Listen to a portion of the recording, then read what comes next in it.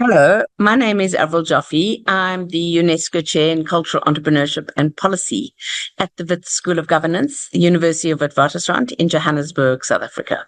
I'm really happy to be here with you today, and I'm here to talk about the 1980 recommendation concerning the status of the artist by UNESCO. It really is a long time ago, 1980, but it remains relevant today, and we draw on it to help artists, creatives, and cultural professionals to think about their economic and social rights, as well as the status of the artist. And this is within the program within Digital Skills for Culture and Creative Industries, a project supported by UNESCO Regional Office in Central Asia. I'm really happy to be here. I think it's important to understand that the 1980 recommendations for artists is a document that we have gone back to as part of the 2005 convention to recognize the importance of decent work, of the rights and status of artists generally, of social protection for artists and creatives, and to ensure that we achieve that within the program governed by the 2005 convention, which is to support a robust cultural and creative industry. Obviously, without protecting the working conditions and the status of the artist, ensuring freedom of expression, and ensuring that artists and creatives receive fair wages and have collective bargaining agreements to ensure fair pay, that we will not really achieve a robust, vibrant cultural and creative sector. So what I'm going to do is share some slides with you so that it's easier to follow along. These slides are really just a very brief background about the cultural and creative sector in terms of the rights and status of artists. So I hope you can see that. And let me begin straight away. So the most important thing to think about is freedom of artistic expression. This is a core of the 1980 recommendation, that artists must be free from censorship and interference.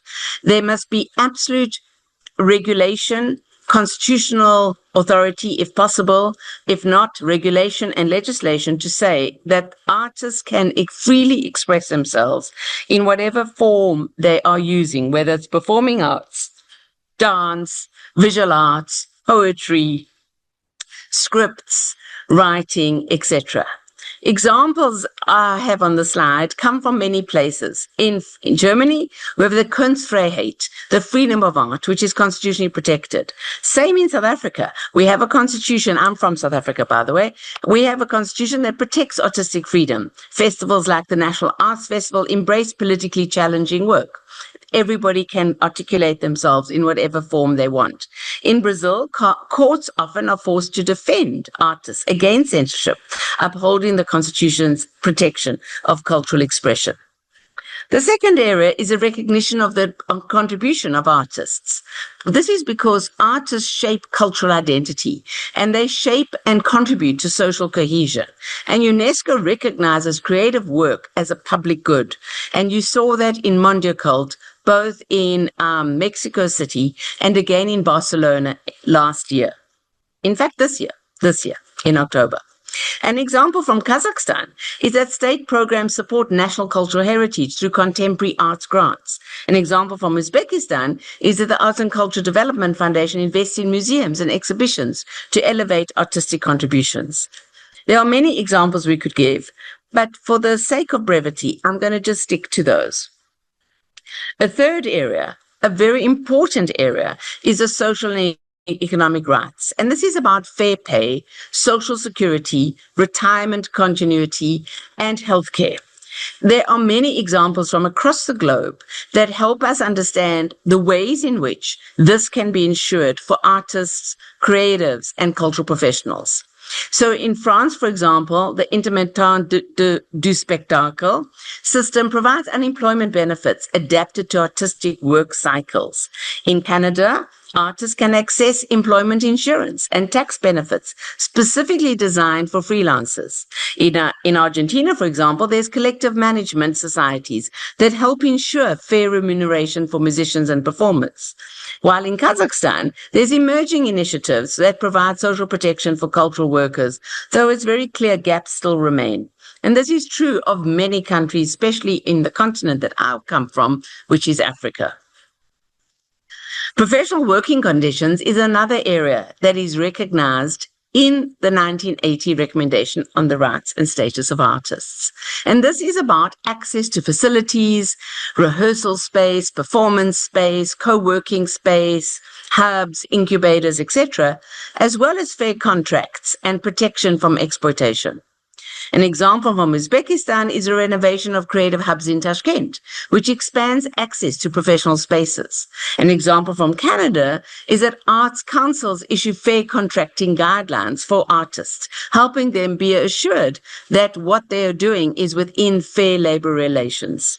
And this is something we need to constantly do to build capacity of artists and creative professionals and cultural workers to recognize that they too must adhere to fair labor practices. Another area is education, training, and lifelong learning. This is a very important area because without this, the foundation of cultural and creative work will never happen. We need to support arts education right from primary school and secondary school through to adult-based education and ongoing training, or what we call lifelong learning.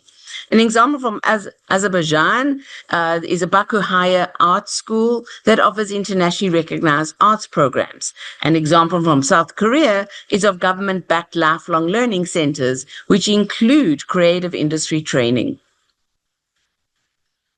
Freedom of association is a very important area that has to be assured in law because nobody, no government should be able to prescribe to artists which collective association they should belong to, or that they can only belong to one, or that they have to belong to one in their field of artistic discipline.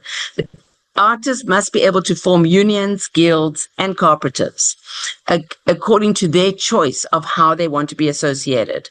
An example from UK is the Equity, which is the Actors Union, which negotiates industry-wide standards. Anybody working on screen for the broadcaster or on the stage has to agree to those terms and conditions. Another area is about the mobility of artists, the ability of artists to move freely from country to country and around the country that they are residing in and in the region that they're part of, and international cooperation. This is about facilitating travel, exchange, and collaboration. So an example from the EU, for example, is that Creative Europe supports cross-border artistic partnerships. Or from Uzbekistan, the Sadia Samarkand cultural exchange programs, which increase regional mobility within Uzbekistan. Intellectual property rights is really important. Why? Because it protects artists' economic and moral rights.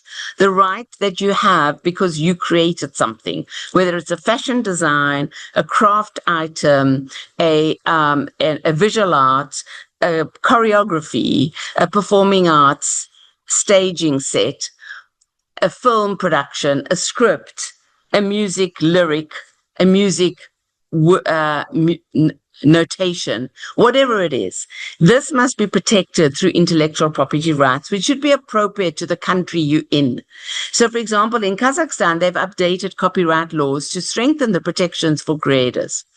And in Japan, they have a very strong IP system which supports global export of creative content.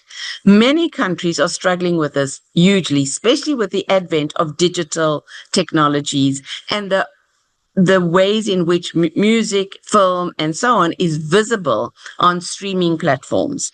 And many countries are having to very quickly think about how to ensure intellectual property rights are enshrined within these platforms and streaming spaces and platforms. Another area is about cultural policy and government responsibility.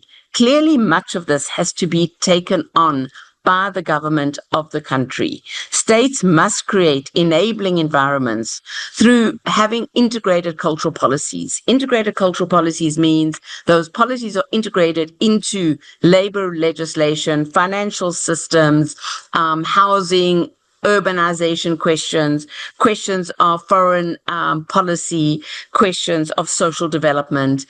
Culture is at the heart and a transversal vector across all of these areas, as we know from the Sustainable Development Goals. And so integrated cultural policies means we are thinking about culture in an integrated way. An example from Kazakhstan is a 2021-2030 cultural policy, which focuses on modernizing cultural institutions, a really important space. An example from Rwanda, on the continent that I'm from, where is a creative sector development is included in national economic transformation plans. In fact, many countries are now including culture, creative sector, cultural industries in their national development plans, and that's really an important development that we must applaud. Another area is around equality, diversity, and non-discrimination. We really need to ensure that artists and creatives and cultural professionals have equal access, regardless of their gender, their ethnicity, or their background.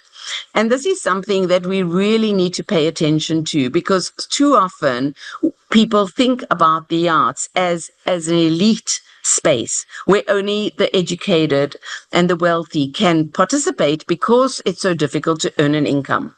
So we need to make really clear policies and guidelines for ensuring equitable access to everybody, irrespective of their gender, their ethnicity, or their background. So, for example, in Uzbekistan, there are programs for inclusion of regional artists in national showcases. An example from Sweden is there's gender parity policies in all cultural funding. And Sweden takes gender equality really seriously, and it's a fabulous example of good practice. So with those few words, I hope I've given you some idea as to the importance of the 1980 recommendation on the rights and status of artists. It's really important that every country look at that recommendation. It was done in 1980. It was before the digital world, and the digital environment was so prevalent in everything we do in the cultural field. So it needs to be updated according to the needs and concerns of artists and creatives in a particular country. I hope that's been helpful, and I look forward to talking to you again.